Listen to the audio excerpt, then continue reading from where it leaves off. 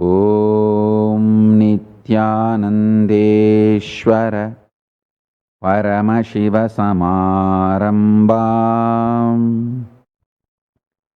नित्यानन्देश्वरि पराशक्तिमध्यमाम् अस्मदाचार्यपर्यन्तां वन्दे गुरुपरम्पराम्।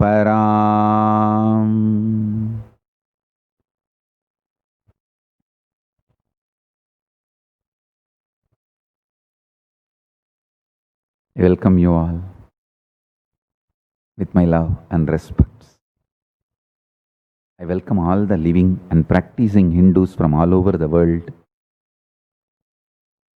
I welcome all the Sarvanyapita Kartas, Yajamans, Manifestors, Sarvaparityagis, Srimahans, Mahans, Kotari, Tanidar, visitors, viewers, Kayakalpa Yoga participants, Kailasas, ministers, ambassadors, diplomats, consulate generals, and citizens and supporters.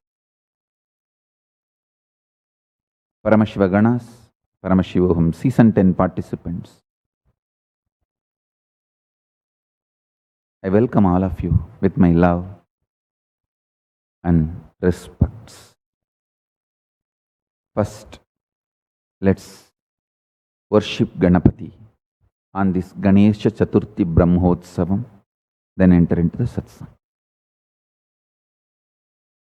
Nityanandam, on the auspicious 6th day of the Ganesha Chaturthi Brahmotsavam, today, Sri Mahaganapati Ananda Ganesha is gracing in Sarvalankara with 8 hands and 8 ayudhas, seated upon the Swarna Gajavahanam, having done the Gajamukhasura Vadha on this auspicious day of 6th day of Ganesha Chaturthi Brahmotsavam. We now offer our worship at the feet of Sri Mahaganapati Ananda Ganesha and Jagadguru Mahasanidhanam, His Divine Holiness Swamiji. Suvarna Danda Mandita Prachanda Charu Chamaram Griha Preeti Sundaram Yugakshanam Pramoditam Kavindra Chittaranjakam Mahavipatti Bhanjakam Shadaksharaswarupinam Bhujanga Deva Rupinam. Om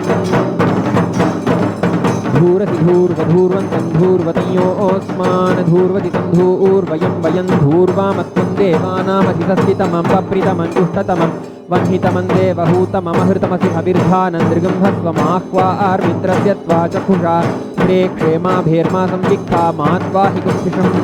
ॐ गं गणपतये नमः। ॐ श्री महागणपते नमः। आनन्दगणेशाय नमः। धूपमाघ्रापयामि। ॐ उद्दीप्यस्वजातवेदोपघ्नन्निरृतिं मम पशुभिश्च मह्यमावह जीवनं च दिशो दिशा मानो हि किंसि जातवेदो कामश्वं पुरुषं जगत् अबिभ्रदग्न आगहि श्रिया मा परिपातय। ॐ गं गणपतये नमः। ॐ श्री महागणपते नमः। आनन्दगणेशाय नमः। एकहारतीदीपं सन्दर्शयामि। ॐ मधुवातारतायते मधुक्षरन्ति सिन्धवः माध्वीर्नः सन्तोषधीः मधुनक्तमुतोषसि मधुमत्पार्थिवगं रजः मधुद्यौरस्तु नः पिता मधुमान्नो वनस्पतिर्मधुमाग्निम् अस्तु सूर्यः माध्वीर्गावो भवन्तु नः मधु मधु मधु। ॐ गं गणपते नमः। ॐ श्री महागणपते नमः। आनन्दगणेशाय नमः।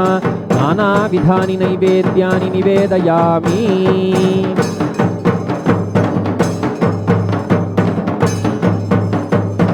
ॐ सर्वस्याप्त्यै सर्वस्य जित्यै सर्वमेव तेनाप्नोति सर्वं जयति। ॐ एकदन्ताय विद्महे वक्रतुण्डाय धीमहि तन्नो दन्तिः प्रचोदयात्। ॐ तत्पुरुषाय विद्महे वक्रतुण्डाय धीमहि तन्नो दन्तिः प्रचोदयात्। ॐ गं गणपतये नमः। ॐ श्री महागणपतये नमः। आनन्दगणेशाय नमः। सर्वदेवदेवी स्वरूपाय भगवते श्री नित्यानन्दपरमशिवाय नमः। सर्वोपचारपूजार्थे सर्वापराधक्षमापनार्थे समस्तमङ्गलप्राप्त्यर्थे आनन्दकर्पूरनीराजनं सन्दर्शयामि।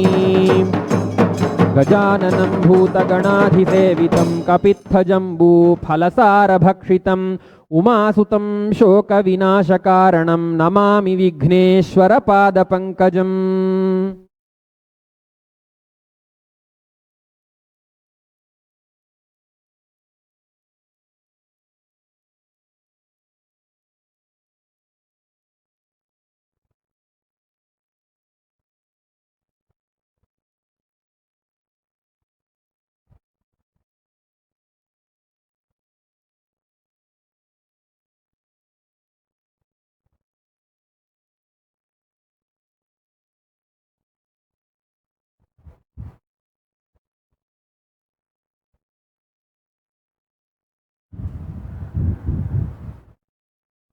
Paramashiva's message directly from Kailasa. Jivan Mukti, living enlightenment, is establishing your confidence and declaring your conscious integrity and manifesting your conscious intention, Satya Sankalpa, on cosmic principles. I'll repeat. Living enlightenment, Jivan Mukti, is establishing your confidence, declaring your conscious integrity, manifesting your conscious will, Satya Sankalpa,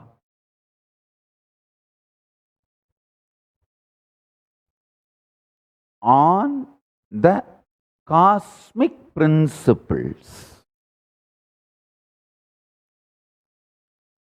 I wanted to bring this one truth to all your attention. In Hindu tradition,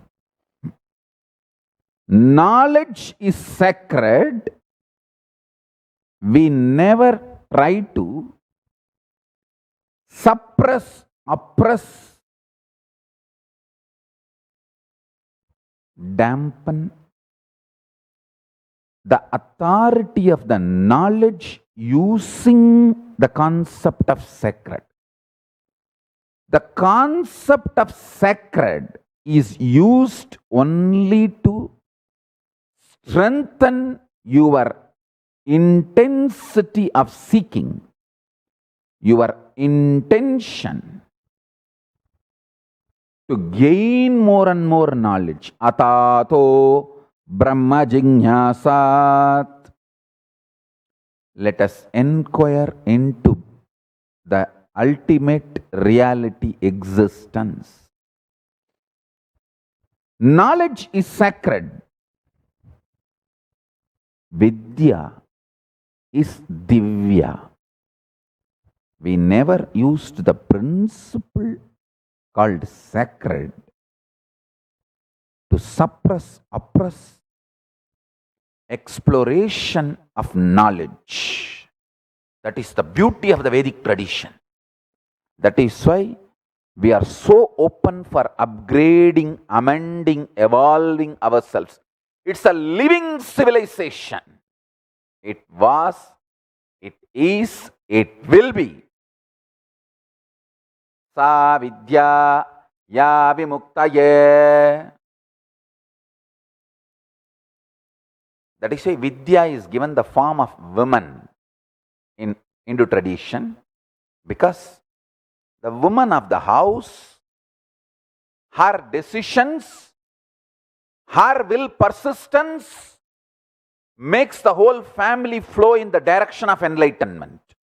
I tell you, I have seen how silently, passively, non-aggressive way, with tremendous will, persistence, and patience, my own mother led the whole family towards the direction of enlightenment just because she is from that heritage. I don't think she even consciously planned, just because she inherited the heritage. By keeping that heritage alive very passively, I tell you, I have never seen my mother shouting or fighting, screaming with my grandmother, means her mother-in-law, or my father, her husband, or anybody in the family. Please understand.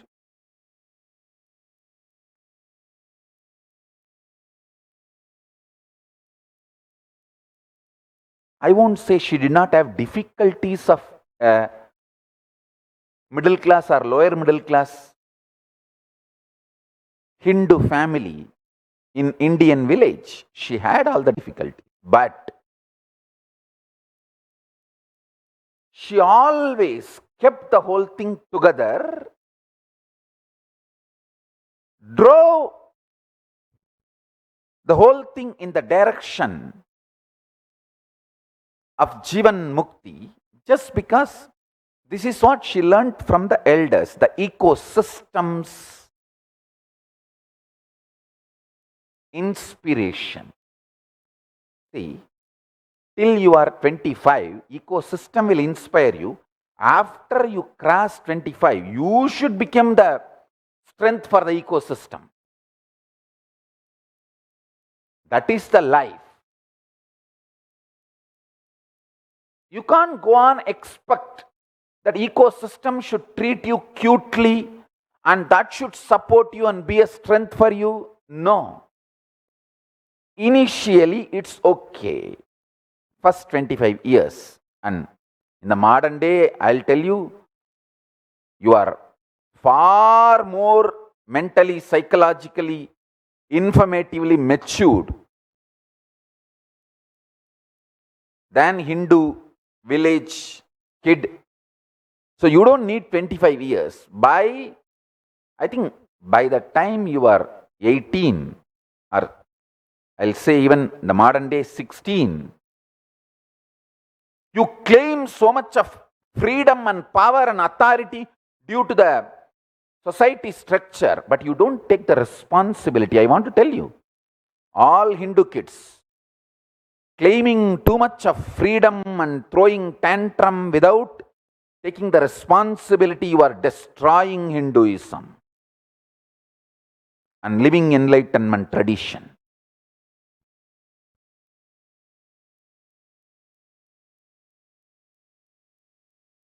By 16 to 18, all Hindu kids should start supporting the ecosystem of enlightenment. You can't be anymore just sucking the ecosystem, be the load on the ecosystem through all your tantrums and expecting you to be treated very cute. No. The moment you cross 18, you should become ferocious with yourself and learn to be the support for the ecosystem. I tell you, dharmo rakshati rakshitaha. When you support dharma, dharma supports you. When you protect dharma, dharma protects you. I'll tell you this principle which I am talking now is the economic policy, strategy, principle of Hinduism. Listen,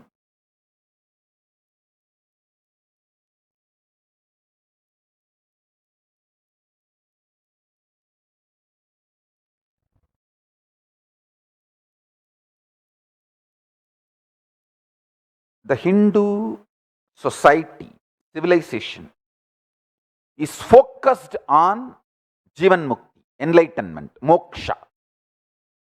Whether it follows the Shaiva tradition, Ganapatya tradition, or Sakta tradition, or Saura tradition, or Gaumara tradition, or Guru worship, Sampradayas,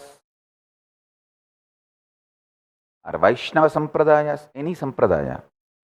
Basically, the ecosystem, a civilization, Samastana, is focused on enlightenment. And people who keep this knowledge of enlightenment and teach, they are paid.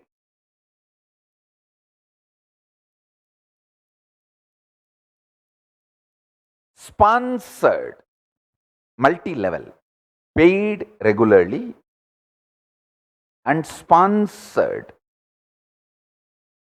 for specific events and supported through grants and donations.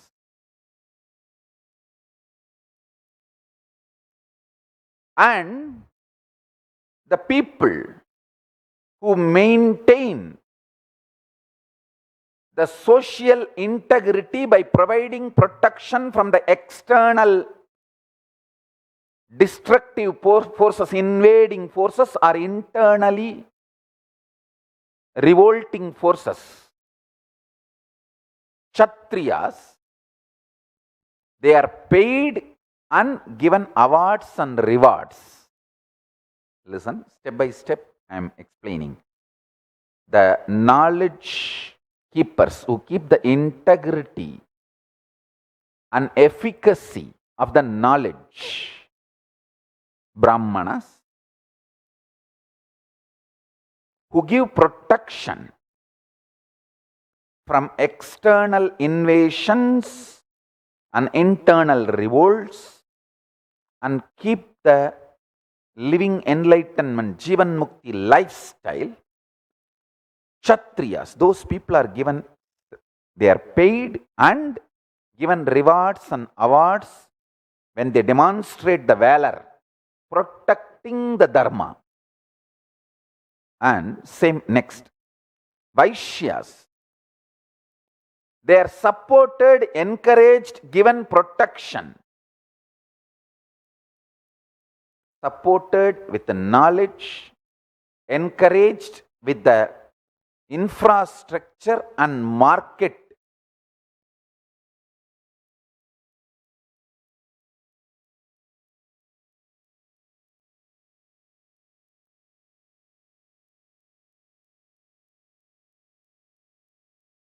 Protected, given protection for their wealth, for all these services provided by the state to the Vaishyas. In turn, Vaishyas pay the tax to the state. And Shudras are empowered with the land and all the equipments needed to grow grains or everything else needed for the sustenance of the life. In turn, paid, supported with all their needs. It's an amazing, unique, very organized, legitimate civilization. I tell you, the pre-Brancian age civilization, the only civilization still alive, of course, in a very critical stage, beaten, broken, lost even confidence on themselves and their principles, their ancestors, constantly being told that your ancestors are stupid and your ancestors are useless. See, once you take someone's confidence about their heritage and past, he does not have any more future. Because he will not try to replicate his knowledge, heritage, past, the glory of the past in future. He will just surrender to you and listen to you and do what you say as the right future. To enslave a civilization and kill a civilization, remove their confidence about their glorious past. Successfully, this poisoning is done to Hindu civilization. It is almost in intensive care unit, emergency care unit. The only good news is it is not dead. I am back to revive. I will not let it die.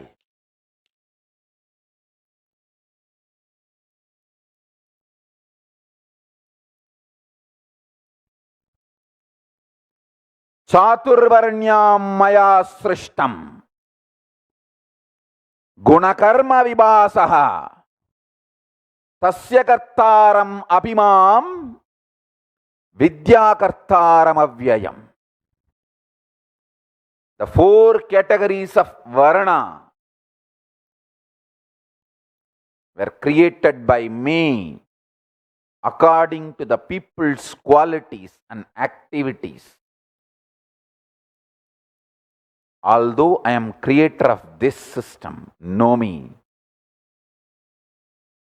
to be eternal and will come back again and again to keep this system alive. The only civilization still alive, not dead, from pre-Bronzean age is Hindu civilization, Varnashrama Dharma. And I'll be back again and again and again to keep this alive, giving confidence to people on this system is Hindu economic principle. For example, if a Brahmin does Agnihotra every day, teaches Vedas to the kids, not only he is given a regular salary by the king, all the punya he acquires, the merit he acquires by these sacred actions, not only he gets the Kailasa after death, he can encash his punya even as a usable currency like grains, gems, other items needed to run his life during the Ashwamedha Yajna, Putrakameshti Yajna, other major yajnas, yahas, rituals done by the king. Please understand. All the major yajnas done by the great kings in their kingdoms are dispersing the punya currency in Buloka, this world day-to-day usage currencies. Please understand this principle. This principle is going to be very important principle in Kailasa economy. I am going to revive this. If you serve any temple run as per Vedagamas, you get punya which you can use not only in Kailasa after you leave the body, you can encash them, withdraw as currency even for your day-to-day use, which can be in the form of grains, precious gems, precious metals, I mean what I am saying. This is the fundamental policy with which the Kailasa economic strategy and economic policies are getting evolved. Listen. Bringing legitimacy, economic legitimacy to all the religious actions, activities you perform. If you go around Arunachala, the Arunachala Purana describes you will get certain punya with which you can achieve and enjoy Kailasa. Not only you get that, you get even the country currency. You withdraw, you receive currency in the form of grains, clothes, other utilities, including precious metal, precious gems. The ritual happening where all this disbursement happens is yaga, yajnas conducted by the kings in those days.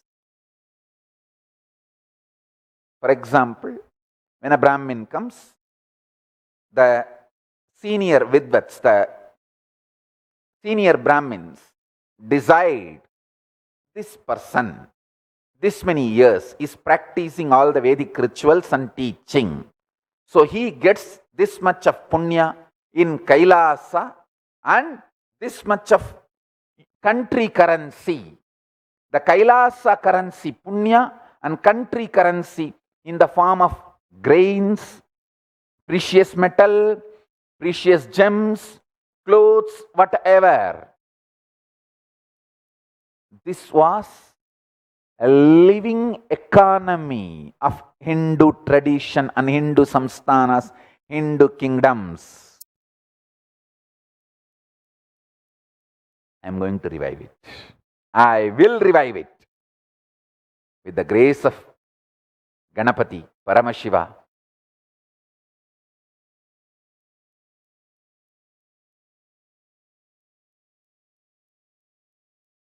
All the gods and goddesses of Kailasa with their blessings. I will revive it. Same way,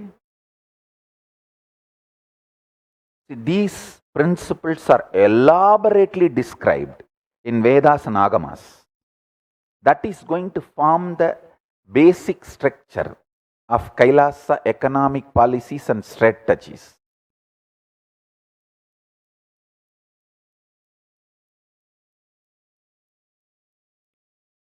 Everyone is supported so beautifully. Nobody feels insecure to manipulate or exploit the economy. That is the most beautiful structure of Hindu economy.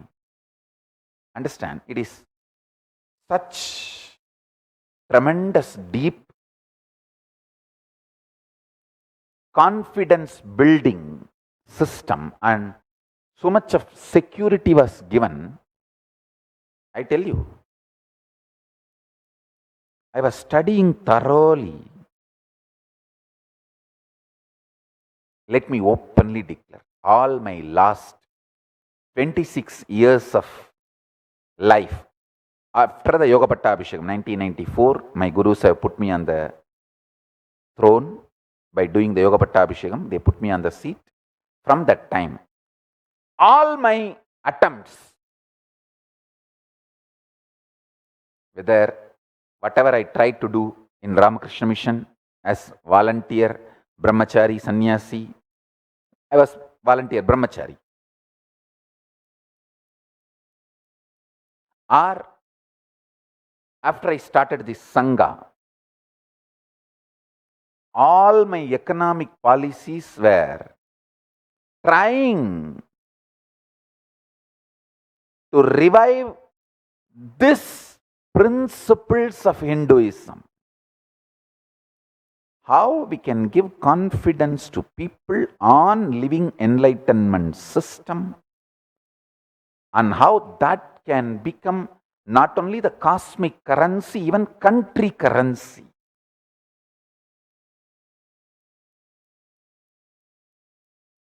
I was trying various trial and error methods, but I tell you, very confidently, with the grace of Paramashiva, I am successful in coming to a very balanced, clear policies and principles which will intensely give confidence and secured feeling to people, so they will be part of this whole Dharmo Rakshati Rakshitaha, protecting Dharma and letting Dharma protect us, empowering, protecting Dharma so powerfully, so that becomes a living energy to protect us.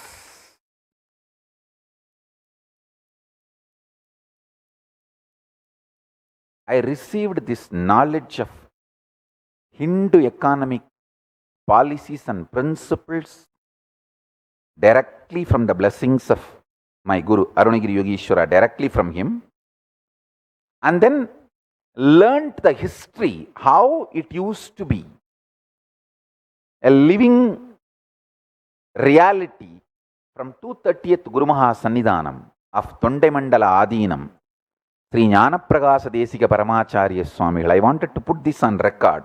Forever he should be remembered as reviver of Hindu economic policies and principles. He taught me, he used to teach me how those days the samsthanas received tax and how they distributed salaries, gifts, awards, rewards.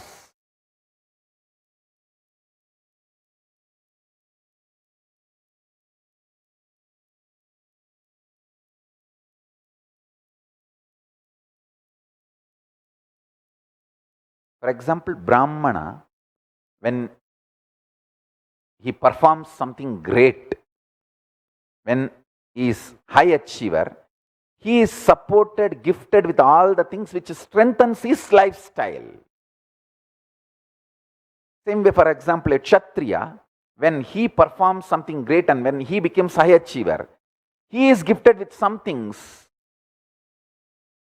which strengthens his valor and his lifestyle and what is expected from him. For a successful society,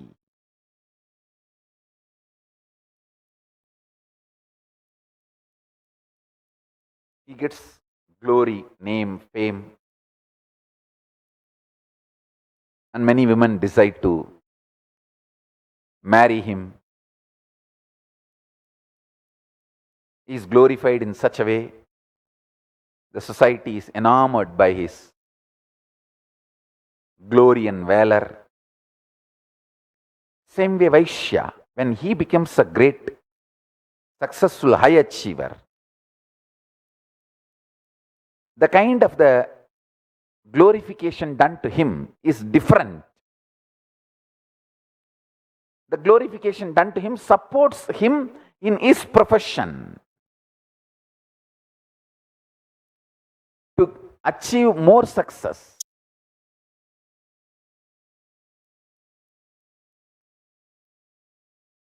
A great, amazing, beautiful society was kept alive with the principle of enlightenment. I want to tell and thank all the people who contributing to this Kailasa by giving your time or treasure or talent. You are doing something absolutely good to yourself and to the world by supporting this huge cause. Understand? It is with extreme integrity, sincerity, a great possibility for human society is tested,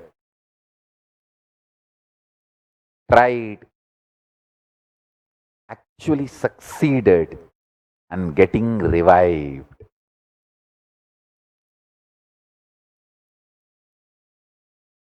Trial run is successful.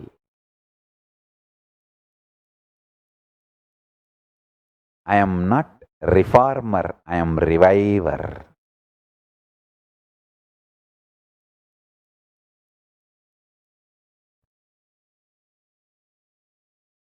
And in Hindu tradition, the two layer, the economic principle, one is the currency. Technically in Sanskrit, if I translate that concept, it's called grain based currency, means just by possessing and owning, it has its own utility value, whether the grains or the precious metals, precious gems. By its own value, it has a value. There is no other regulatory body required to establish its value. By you owning and the way it is used, demanded in the society, healthy society, by this simple existence, it has value. Second, the regulatory body always made sure the principle of enlightenment was kept alive in all their regulatory principles. How and why gold should be precious metal? How and why what gems will be considered as precious? Everything. The whole regulating mechanism was enlightenment centric. Understand?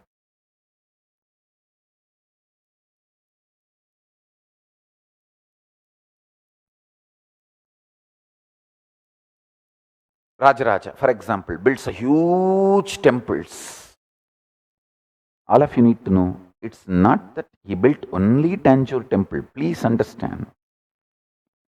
He built large number of temples.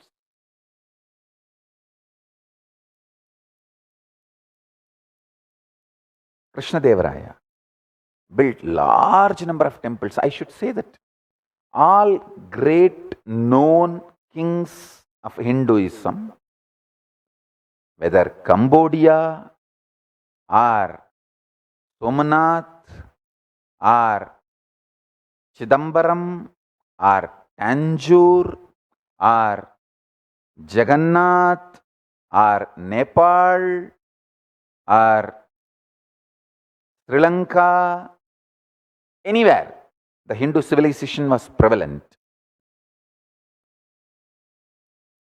It was all temple-centric, temple-based, because that was the source of our knowledge, our economy, principles, systems and strategies. Temple building and sustenance was one of the most beautiful method to keep the economy current. Currency has value only as long as the current is kept alive. So the current is kept alive to keep the value of the currency through this large size temple building and running. I tell you, the concept of common debt is the story of Venkateshwara borrowing money from Kubera for his marriage and still repaying. It's a most beautiful story. If you understand that story, you will understand this concept of common debt. How beautifully, dharmically, the modern day concept of common debt is expressed in the story of Venkateshwara borrowing money from Kubera for his marriage and still repaying the loan.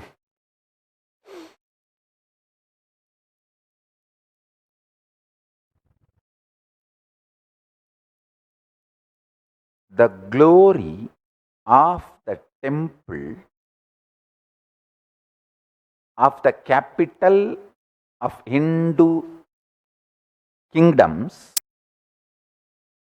was actually the way they attracted the citizens from all over the world and the way they kept their citizens motivated, inspired, integrated to the kingdom.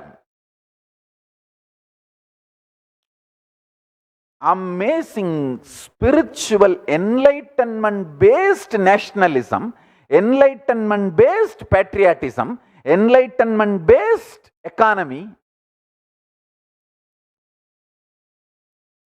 The enlightenment based nationalism and enlightenment based patriotism, enlightenment based economy, enlightenment based integrity, understand, even when you have a mood swings, confusions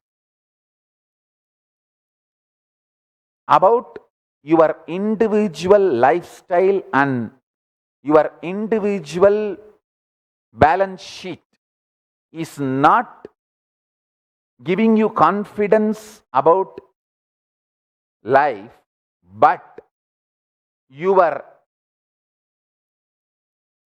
understanding about the common goal, the concept of civilization, if that is alive, you will not become a traitor. You will continue to be integrated and raise, and you will realize and fit yourself, discovering yourself and how you fit yourself into the society, both. Understand? The every word I am uttering is the most beautiful principles of Hindu economic policies. See, these are the principles on which Hindu education happened and Hindu policy making happened. Hindu politics is run. Hindu administration is done. Hindu judiciary functioned. Hindu economic principles, strategies were evolved and kept alive. Hindu currency was kept current. The current of the Hindu currency was kept alive through this mechanism. This mechanism used to be stirring to keep the Hindu currency current. How in the modern day the governments do. Like, for example, this post-corona, how every government is trying to revive their economy through various plans, projects, policies, grants. So every year, the Hindu kingdoms used to conduct the rituals, festivals to trigger the economy, to revive the economy, to keep the currency current.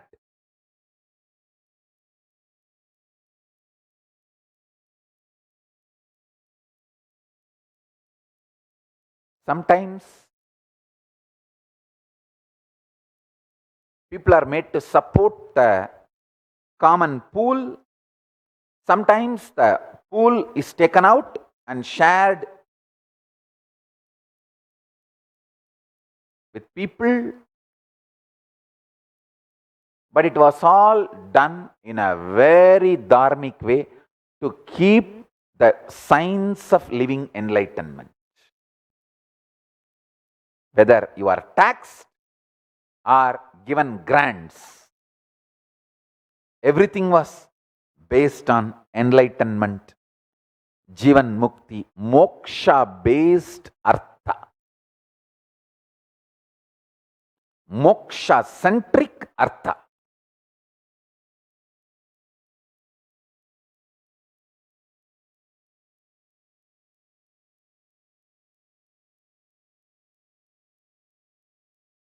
Moksha is kept as the first priority in artha or dharma or kama.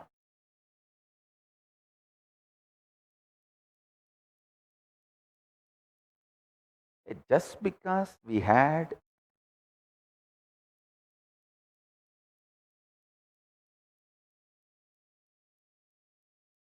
few failures in few wars and lost the land due to traitors does not mean our civilization principles are wrong. If you think just because we lost few wars and land due to traitors, the principles are wrong, you are a fool. Like how some of the fools are still believing, just if you are involved in voting alone during the election period once in 5 years, you can maintain Hindu civilization. No. A constant involvement and activism is required to keep the Hindu civilization alive and to revive the Hindu civilization. Unfortunately, even modern day Hindus strongly believe if you make the right decision on the voting day and vote, then it is all done. No. It is wrong. Everyday activism, involvement into the society is required to revive Hindu civilization and Hindu principles. I don't know when Hindus are going to wake up to this truth, but I will keep these truths alive at least in one corner of the world in the form of Kailasa. Kailasa is seed bank of Hinduism. Just like how Manu built a ship and kept all the best seeds alive to revive post-deluge, post-pralaya. Same way, I am building Kailasa and keeping all the seeds, the best things of Hinduism alive to revive the post-pralaya. Sambhavami yuke yuke. I will come again and do this work. I have come for this work and I will perform it. I will achieve it. To tell you honestly, I have done it.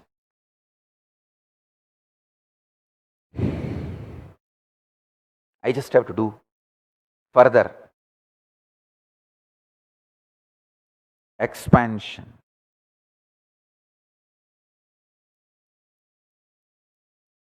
From year 1 AD to year 1700, Bharat contributed to about 30% of the known world's GDP. For 1700 years, the recorded history, I am talking only from recorded history. If you go prehistory, India only, Bharat only had GDP. The concept of GDP did not exist in any other part of the world, the known world.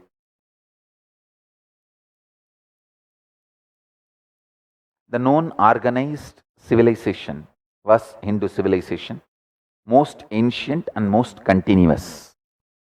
Unfortunately, now even Hindus have started believing Hinduism is functional only for religious and enlightenment purposes. It is dysfunctional for politics or economic or social system or judiciary. Even Hindus are brainwashed. I tell you, oh Hindus, please wake up to the truth. We were, we are, we will be a functional system, legitimate functional system. Not just spiritually, religiously, even economically, judiciary, socially, politically, in every level, without compromising, altering, adulterating. You don't need reformers, you need revivers. Hindus, wake up. Our ancestors are intelligent enough. They were intelligent enough to evolve a system. We don't need reformers, we need revivers. I want this to be today's message. All Kailasians, spread to the whole world. Hindus need to be educated, told, blow the conch, Shankanatha. We need revivers, not reformers. Enough reformers have harmed Hinduism as much as anti-Hindus. We need revivers, not reformers.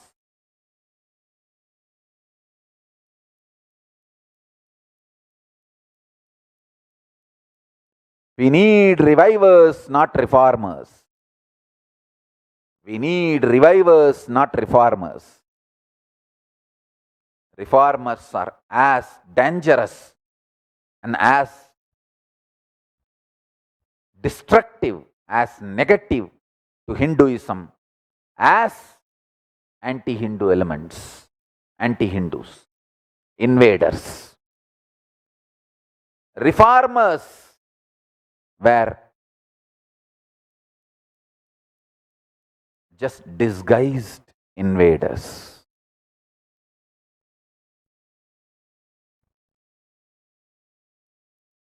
Reformers are the traitors used by invaders to destroy Hinduism. So Hinduism needs revivers, not reformers. We are strong enough, powerful enough principally. The principles, Principal, principles,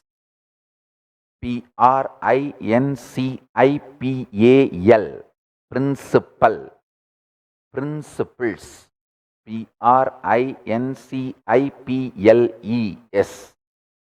The principles of Hinduism only need to be revived, does not need to be reformed.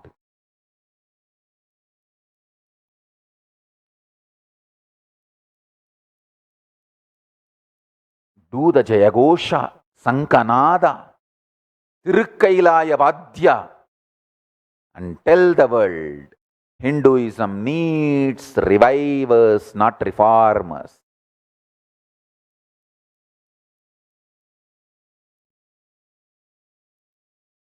The concept of Dravya,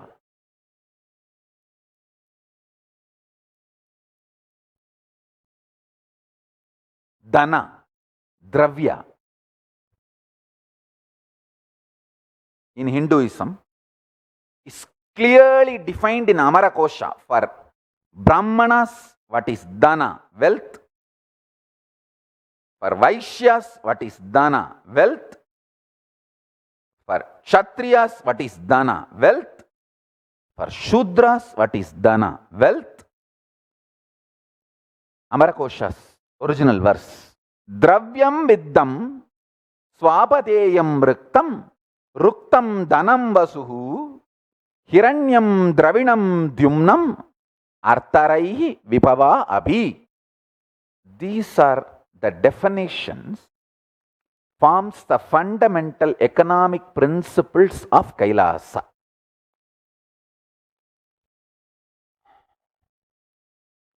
Synonyms of the word Dana: Dravyam, material; Vittam, currency, goods, which is goods battered also is considered as currency. As I said, the Hindu economy was grain based. By its own weight and possession, it is valuable. It does not need any central regulatory body to declare that this paper has this much of value. No. By just the possession of that semi-precious stone or a precious metal or precious stone or the grain, the grain or the precious metal, precious gems, by its possession, it brings value due to its utility and demand in the society. So that is Vittam. Swapateyam, owned, earned property. Riktam, inherited property.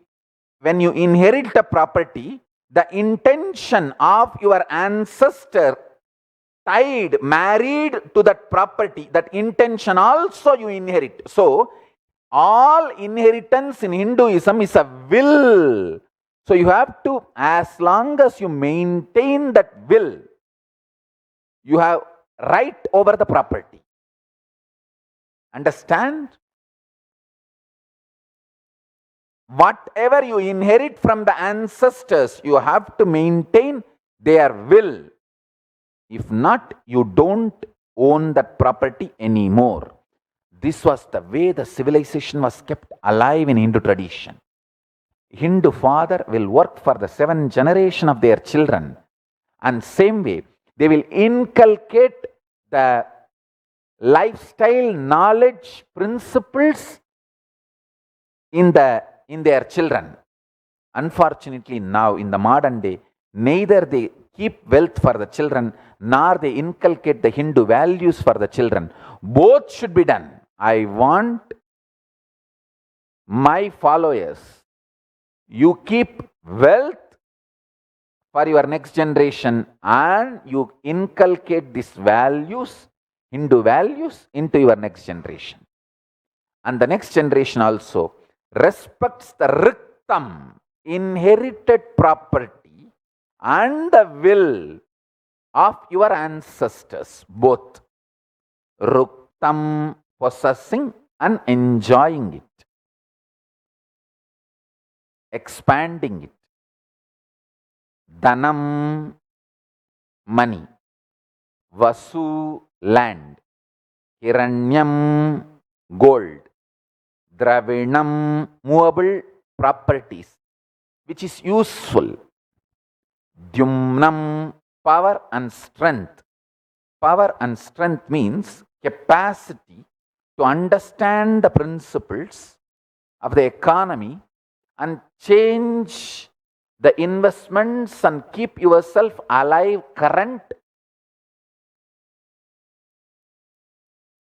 and your currency current. Artha, the business concerns and work. Rai, riches. You should pronounce as Rai, riches. Vibhava, magnanimity, omnipresence and power. Understanding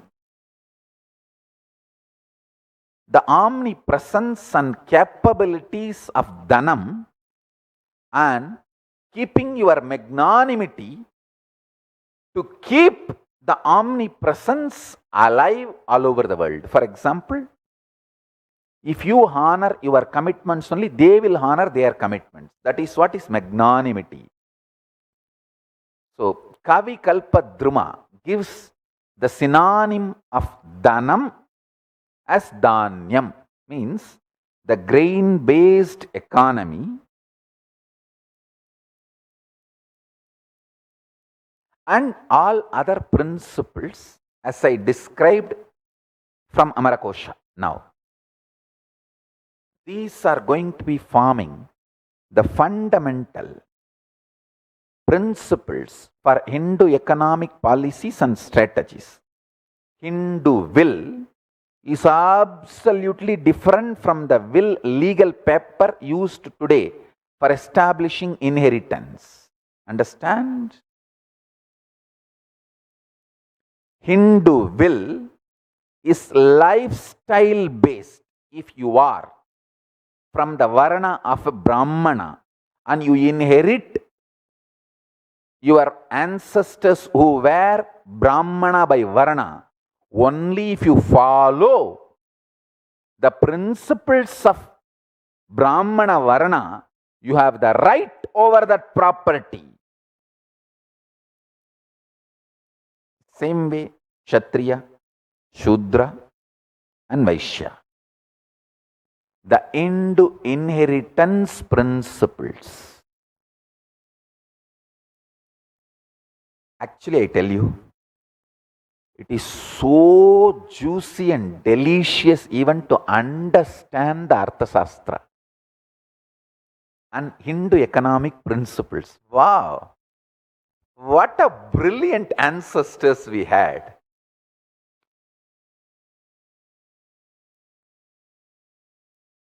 Tadanti bhumi dhanyam utpadayati.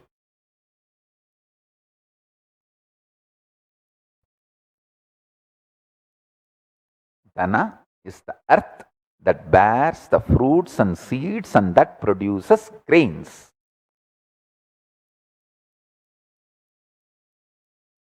These are definitions of Dhanam Dhanyam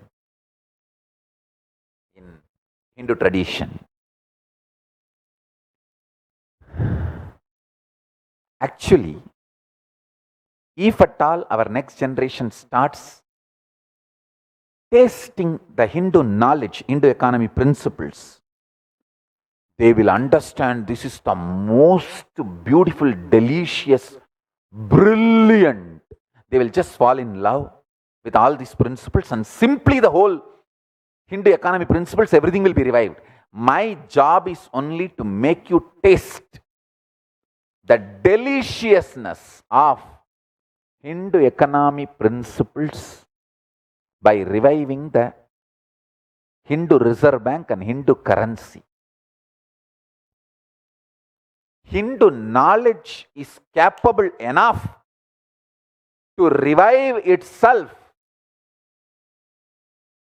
resurrect itself, re-establish itself, reignite the passion in you and excite you again. And just if I share the knowledge and educate you, that's enough. That's all I'm trying to do.